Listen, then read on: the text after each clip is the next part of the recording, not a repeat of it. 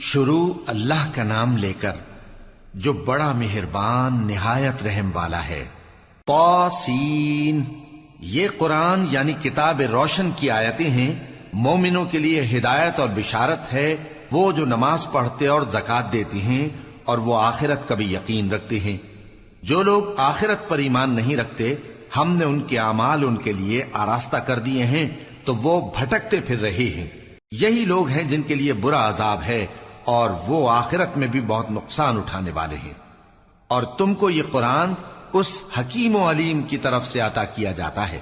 جب موسیٰ نے اپنے گھر والوں سے کہا کہ میں نے آگ دیکھی ہے، میں وہاں سے رستے کا پتہ لاتا ہوں یا کوئی شعلہ یعنی ایک انگارہ تمہارے پاس لاتا ہوں تاکہ تم آگ تاپو۔ جب موسیٰ اس کے پاس آئے تو ندا آئی کہ وہ جو آگ میں تجلی دکھاتا ہے بابرکت ہے، اور وہ جو آگ کے ارد گرد ہے، اور اللہ جو تمام عالم کا پروردگار ہے پاک ہے۔ اے موسیٰ، میں اللہ ہوں، عزت والا، حکمت والا، اور اپنی لاٹھی ڈال دو۔ سو جب اسے دیکھا تو اس طرح حرکت کر رہی تھی گویا سانپ ہے، تو پیٹ پھیر کر بھاگے اور پیچھے مڑ کر نہ دیکھا۔ فرمایا، اے موسیٰ ڈرو مت، میرے پاس پیغمبر ڈرا نہیں کرتے۔ ہاں، جس نے ظلم کیا پھر برائی کے بعد اسے نیکی سے بدل دیا تو میں بخشنے والا مہربان ہوں۔ اور اپنا ہاتھ اپنے گریبان میں ڈالو، بے عیب سفید و روشن نکلے گا۔ ان 2 معجزوں کے ساتھ جو 9 معجزوں میں داخل ہیں فرعون اور اس کی قوم کے پاس جاؤ کہ وہ بدکردار لوگ ہیں۔ پھر جب ان کے پاس ہماری روشن نشانیاں پہنچیں تو کہنے لگے یہ کھلا جادو ہے، اور بے انصافی اور غرور سے ان کو ماننے سے انکار کیا، جبکہ ان کے دل ان کو مان چکے تھے۔ سو دیکھ لو کہ فساد کرنے والوں کا انجام کیسا ہوا۔ اور ہم نے داؤد اور سلیمان کو علم بخشا، اور انہوں نے کہا کہ اللہ کا شکر ہے جس نے ہمیں اپنے بہت سے مومن بندوں پر فضیلت دی۔ اور سلیمان داؤد کے قائم مقام ہوئے اور کہنے لگے کہ لوگوں، ہمیں اللہ کی طرف سے پرندوں کی بولی سکھائی گئی ہے اور ہر چیز عنایت فرمائی گئی ہے، بے شک یہ اس کا خاص فضل ہے۔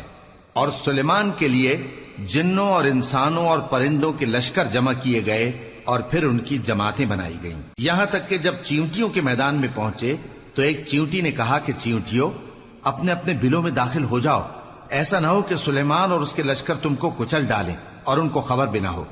تو وہ اس کی بات سے ہنس پڑے اور کہنے لگے کہ اے پروردگار، مجھے توفیق عنایت کر کہ جو احسان تو نے مجھ پر اور میرے ماں باپ پر کیے ہیں ان کا شکر کروں اور ایسے نیک کام کروں کہ تو ان سے خوش ہو جائے، اور مجھے اپنی رحمت سے اپنے نیک بندوں میں داخل فرما۔ اور جب انہوں نے پرندوں کا جائزہ لیا تو کہنے لگے کیا سبب ہے مجھے ہدہد نظر نہیں آتا؟ کیا کہیں غائب ہو گیا ہے؟ میں اسے سخت سزا دوں گا یا ذبح کر ڈالوں گا یا میرے سامنے اپنی بے قصوری کی واضح دلیل پیش کرے۔ ابھی تھوڑی ہی دیر ہوئی تھی کہ ہدہد آ موجود ہوا اور کہنے لگا کہ مجھے ایک ایسی چیز معلوم ہوئی ہے جس کی آپ کو خبر نہیں، اور میں آپ کے پاس ملک سبا سے ایک یقینی خبر لے کر آیا ہوں۔ میں نے ایک عورت دیکھی کہ ان لوگوں پر حکومت کرتی ہے اور ہر چیز اسے میسر ہے، اور اس کا ایک شاندار تخت ہے۔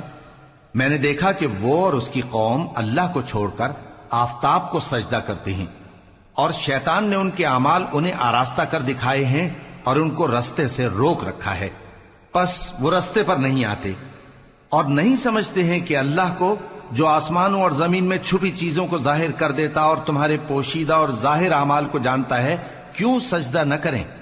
اللہ کے سوا کوئی عبادت کے لائق نہیں، وہی عرش عظیم کا مالک ہے۔ سلیمان نے کہا اچھا، ہم دیکھیں گے تو نے سچ کہا ہے یا تو جھوٹا ہے۔ یہ میرا خط لے جا اور اسے ان کی طرف ڈال دے، پھر ان کے پاس سے ہٹ جانا اور دیکھنا کہ وہ کیا جواب دیتی ہیں۔ ملکہ نے کہا کہ دربار والوں، مجھ تک ایک نامہ گرامی پہنچایا گیا ہے، وہ سلیمان کی طرف سے ہے، اور مضمون یہ ہے کہ شروع اللہ کا نام لے کر جو بڑا مہربان نہایت رحم والا ہے، بعد اس کے یہ کہ مجھ سے سرکشی نہ کرو اور مطیع و فرما بردار ہو کر میرے پاس چلے آؤ۔ خط سنا کر کہنے لگی کہ اے اہل دربار، میرے اس معاملے میں مجھے مشورہ دو، جب تک کہ تم حاضر نہ ہو اور صلاح نہ دو میں کسی کام کا فیصلہ نہیں کیا کرتی۔ وہ بولے کہ ہم بڑے زوراور اور سخت جنگجو ہیں، اور حکم آپ کے اختیار میں ہے، تو جو حکم دیجیے گا اس کے انجام پر نظر کر لیجئے گا۔ اس نے کہا کہ بادشاہ جب کسی شہر میں داخل ہوتے ہیں تو اس کو تباہ کر دیتے ہیں اور وہاں کے عزت والوں کو ذلیل کر دیا کرتے ہیں، اور اسی طرح یہ بھی کریں گے، اور میں ان کی طرف کچھ تحفہ بھیجتی ہوں اور دیکھتی ہوں کہ قاصد کیا جواب لاتے ہیں۔ پس جب قاصد سلیمان کے پاس پہنچا تو سلیمان نے کہا، کیا تم مجھے مال سے مدد دینا چاہتے ہو؟ سو جو کچھ اللہ نے مجھے عطا فرمایا ہے وہ اس سے کہیں بہتر ہے جو تمہیں دیا ہے۔ حقیقت یہ ہے کہ اپنے تحفے سے تم ہی خوش ہوتے ہوگے۔ ان کے پاس واپس جاؤ، اب ہم ان پر ایسے لشکر لے کر حملہ کریں گے جن کے مقابلے کی ان میں طاقت نہ ہوگی، اور ان کو وہاں سے بے عزت کر کے نکال دیں گے اور وہ ذلیل ہوں گے۔ سلیمان نے کہا کہ اے دربار والو، کوئی تم میں ایسا ہے کہ قبل اس کے کہ وہ لوگ فرما بردار ہو کر ہمارے پاس آئیں، ملکہ کا تخت میرے پاس لے آئے؟ جنات میں سے ایک قوی ہیکل جن نے کہا کہ قبل اس کے کہ آپ اپنی جگہ سے اٹھیں میں اس کو آپ کے پاس لا حاضر کرتا ہوں، اور مجھے اس پر قدرت بھی حاصل ہے اور امانت دار بھی ہوں۔ ایک شخص جس کو کتاب الہی کا علم تھا کہنے لگا کہ میں آپ کی آنکھ کے جھپکنے سے پہلے پہلے اسے آپ کے پاس حاضر کیے دیتا ہوں۔ جب سلیمان نے تخت کو اپنے پاس رکھا ہوا دیکھا تو کہا کہ یہ میرے پروردگار کا فضل ہے تاکہ مجھے آزمائے کہ میں شکر کرتا ہوں یا کفران نعمت کرتا ہوں، اور جو شکر کرتا ہے تو اپنے ہی فائدے کے لیے شکر کرتا ہے، اور جو ناشکری کرتا ہے تو میرا پروردگار بے نیاز ہے، کرم کرنے والا ہے۔ سلیمان نے کہا کہ ملکہ کے امتحان عقل کے لیے اس کے تخت کی صورت بدل دو، دیکھیں کہ وہ سوج رکھتی ہے یا ان لوگوں میں سے ہے جو سوج نہیں رکھتے۔ پھر جب وہ آ پہنچی تو پوچھا گیا کہ کیا آپ کا تخت بھی اسی طرح کا ہے؟ اس نے کہا کہ یہ تو گویا ہو بہو وہی ہے، اور ہم کو اس سے پہلے ہی سلیمان کی عظمت و شان کا علم ہو گیا تھا، اور ہم فرما بردار ہیں۔ اور وہ جو اللہ کے سوا دوسروں کی پرستش کرتی تھی، سلیمان نے اس کو اس سے منع کیا کہ وہ کافروں میں سے تھی۔ اس کے بعد اس سے کہا گیا کہ محل میں چلیے۔ جب اس نے اس کے فرش کو دیکھا تو اسے پانی کا حوض سمجھا اور کپڑا اٹھا کر اپنی پنڈلیاں کھول دی۔ سلیمان نے کہا، یہ ایسا محل ہے جس کے نیچے بھی شیشے جڑے ہوئے ہیں۔ وہ بول اٹھی کہ پروردگار، میں اپنے آپ پر ظلم کرتی رہی تھی، اور اب میں سلیمان کے ساتھ اللہ رب العالمین پر ایمان لاتی ہوں۔ اور ہم نے سمود کی طرف ان کے بھائی صالح کو بھیجا کہ اللہ کی عبادت کرو، تو وہ دو فریق ہو کر آپس میں جھگڑنے لگے۔ صالح نے کہا کہ اے قوم، تم بھلائی سے پہلے برائی کے لیے کیوں جلدی کرتے ہو، اور اللہ سے بخشش کیوں نہیں مانگتے تاکہ تم پر رحم کیا جائے؟ وہ کہنے لگے کہ تم اور تمہارے ساتھی ہمارے لیے برا شگون ہیں۔ صالح نے کہا کہ تمہاری بدشگونی اللہ کے پاس ہے، بلکہ تم ایسے لوگ ہو جن کی آزمائش کی جاتی ہے۔ اور شہر میں 9 شخص تھے جو ملک میں فساد کیا کرتے تھے اور اصلاح سے کام نہیں لیتے تھے۔ کہنے لگے کہ اللہ کی قسم کھاؤ کہ ہم رات کو اس پر اور اس کے گھر والوں پر شبخون ماریں گے، پھر اس کے وارثوں سے کہہ دیں گے کہ ہم تو اس کے گھر والوں کے موقع ہلاکت پر تھے ہی نہیں، اور ہم سچ کہتے ہیں۔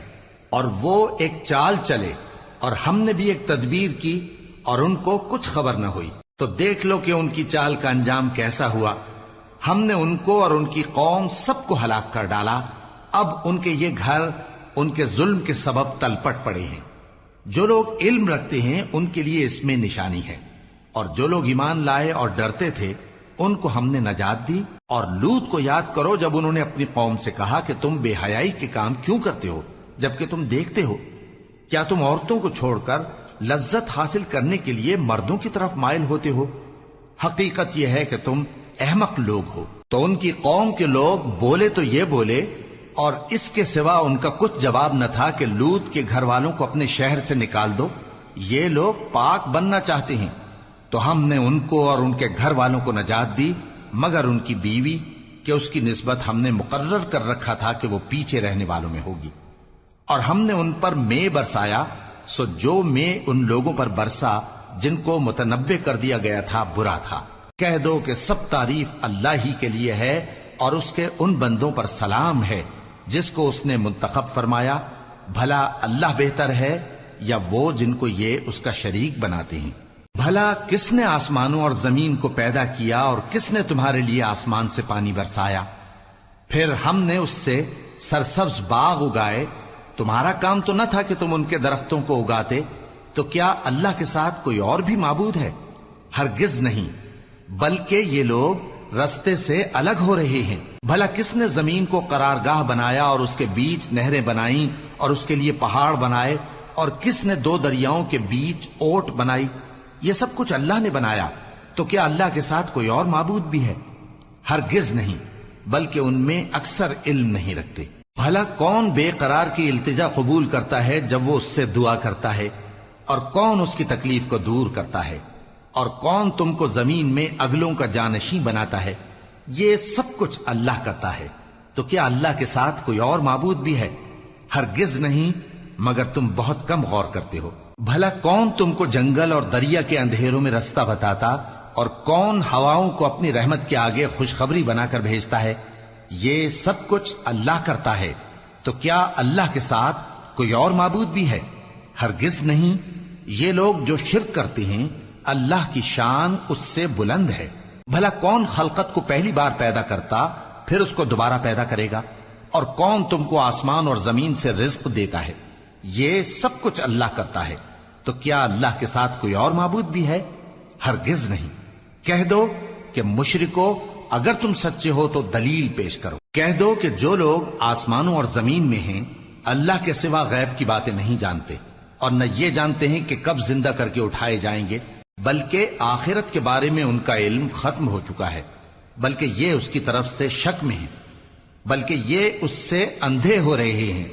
اور جو لوگ کافر ہیں کہتے ہیں کہ جب ہم اور ہمارے باپ دادا مٹی ہو جائیں گے تو کیا ہم پھر قبروں سے نکالے جائیں گے؟ یہ وعدہ ہم سے اور ہمارے باپ دادا سے پہلے سے ہوتا چلا آیا ہے، کہاں کا اٹھنا اور کیسی قیامت؟ یہ تو صرف پہلے لوگوں کی کہانیاں ہیں۔ کہہ دو کہ ملک میں چلو پھرو، پھر دیکھو کہ گناہگاروں کا انجام کیا ہوا ہے، اور ان کے حال پر غم نہ کرنا، اور نہ ان چالوں سے جو یہ کر رہے ہیں تنگ دل ہونا۔ اور کہتے ہیں کہ اگر تم سچے ہو تو یہ وعدہ کب پورا ہوگا؟ کہہ دو کہ جس عذاب کے لیے تم جلدی کر رہے ہو شاید اس میں سے کچھ تمہارے نزدیک آ پہنچا ہو، اور تمہارا پروردگار تو لوگوں پر فضل کرنے والا ہے، لیکن ان میں سے اکثر شکر نہیں کرتے۔ اور جو باتیں ان کے سینوں میں پوشیدہ ہوتی ہیں اور جو کام وہ ظاہر کرتے ہیں، تمہارا پروردگار ان سب کو جانتا ہے۔ اور آسمانوں اور زمین میں کوئی پوشیدہ چیز نہیں ہے مگر یہ کہ وہ ایک کتاب روشن میں لکھی ہوئی ہے۔ بے شک یہ قرآن بنی اسرائیل کے سامنے اکثر باتیں جن میں وہ اختلاف کرتے ہیں بیان کر دیتا ہے، اور بے شک یہ مومنوں کے لیے ہدایت اور رحمت ہے۔ تمہارا پروردگار قیامت کے روز ان میں اپنے حکم سے فیصلہ کر دے گا، اور وہ غالب ہے، علم والا ہے۔ تو اللہ پر بھروسہ رکھو، تم تو صاف حق پر ہو۔ کچھ شک نہیں کہ تم مردوں کو بات نہیں سنا سکتے، اور نہ بہروں کو جبکہ وہ پیٹ پھیر لیں آواز سنا سکتے ہو، اور نہ اندھوں کو گمراہی سے نکال کر رستہ دکھا سکتے ہو۔ تم تو انہی کو سنا سکتے ہو جو ہماری آیتوں پر ایمان لاتے ہیں، پھر وہ فرما بردار ہو جاتے ہیں۔ اور جب ان کے بارے میں عذاب کا وعدہ پورا ہوگا تو ہم ان کے لیے زمین میں سے ایک جانور نکالیں گے جو ان سے باتیں کرے گا۔ یہ ہم اس لیے کریں گے کہ لوگ ہماری آیتوں پر ایمان نہیں لاتے تھے۔ اور جس روز ہم ہر امت میں سے ایک بڑے گروہ کو جمع کریں گے جو ہماری آیتوں کی تکذیب کرتے تھے، پھر ان کی جماعت بندی کی جائے گی، یہاں تک کہ جب سب آ جائیں گے تو اللہ فرمائے گا کہ کیا تم نے میری آیتوں کو جھٹلا دیا تھا، حالانکہ تم نے اپنے علم سے ان کا احاطہ تو کیا ہی نہ تھا؟ بھلا تم کیا کرتے رہتے تھے؟ اور ان کے ظلم کے سبب ان کے حق میں وعدہ عذاب پورا ہو کر رہے گا تو وہ بول بھی نہ سکیں گے۔ کیا انہوں نے نہیں دیکھا کہ ہم نے رات کو اس لیے بنایا ہے کہ اس میں آرام کریں، اور دن کو روشن بنایا ہے کہ اس میں کام کریں؟ بے شک اس میں مومن لوگوں کے لیے نشانیاں ہیں۔ اور جس روز سور پھونکا جائے گا تو جو لوگ آسمانوں میں اور جو زمین میں ہیں سب گھبرا اٹھیں گے مگر وہ جسے اللہ چاہے، اور سب اس کے پاس عاجز ہو کر چلے آئیں گے۔ اور تم پہاڑوں کو دیکھتے ہو تو خیال کرتے ہو کہ مضبوط جمے ہوئے ہیں، مگر وہ اس روز اس طرح اڑتے پھریں گے جیسے بادل۔ یہ اللہ کی کاریگری ہے جس نے ہر چیز کو مضبوط بنایا، بے شک وہ تمہارے سب افعال سے باخبر ہے۔ جو شخص نیکی لے کر آئے گا تو اس کے لیے اس سے بہتر بدلہ تیار ہے، اور ایسے لوگ اس روز گھبراہٹ سے بے خوف ہوں گے، اور جو برائی لے کر آئے گا تو ایسے لوگ औंधे मुंह दोजख में डाल दिए जाएंगे। तुमको तो उन्हीं अमाल का बदला मिलेगा जो तुम करते रहे हो। कह दो, मुझको यही इरशाद हुआ है कि इस शहर मक्का के मालिक की इबादत करूं जिसने इसको मुहतरम बनाया है और हर चीज उसी की है, और मुझे यह भी हुक्म हुआ है कि मैं फर्माबरदार रहूं और यह भी कि कुरान पढ़ा करूं। अब जो शख्स राह रास्त इख्तियार करता है तो अपने ही फायदे के लिए इख्तियार करता है, और जो गुमराह रहता है तो कह दो कि मैं तो सिर्फ खबरदार करने वाला हूं। और कहो कि अल्लाह का शुक्र है, वो तुमको अनकरीब अपनी निशानियां दिखाएगा तो तुम उनको पहचान लोगे, और जो काम तुम करते हो तुम्हारा परवरदिगार उनसे बेखबर नहीं है।